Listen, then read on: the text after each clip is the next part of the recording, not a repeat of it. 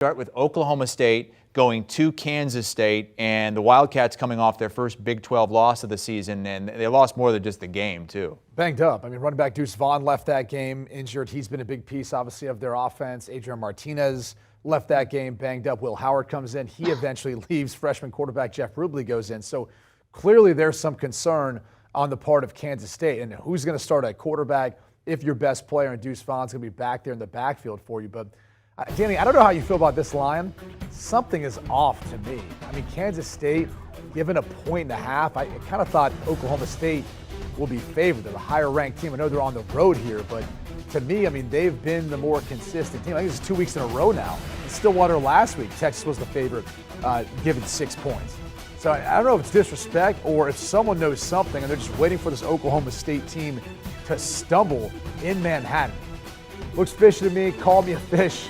I'll go ahead and take the hook here. Crazy things happen in Manhattan. The Big 12 has been a conference where I think we've seen some of this upset, a lot of parity throughout the course of it. And, you know, Spencer Sanders is coming off, I would say, like a monster upset over Texas. One of his best performances, you'd say, maybe in his career at Oklahoma State. But that Oklahoma State defense is starting to give up a lot of yards, some big plays. I think there's some plays to be made for Kansas State in this one. So call me a fish. I'm taking that line. I'm taking the 1.5. I'm going to lay the 1.5 here and be with Kansas State, Danny.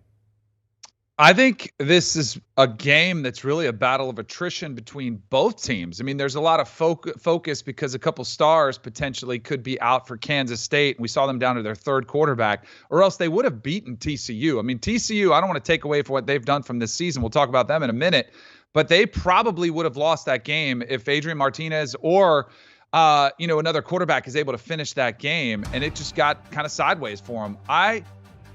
I think Oklahoma State has been through this gauntlet as well. Baylor, Texas Tech, TCU, Texas, where they're just as banged up. There were a lot of question marks about Spencer Sanders. What was his status for the game against Texas? And he played and he looked fine during that game.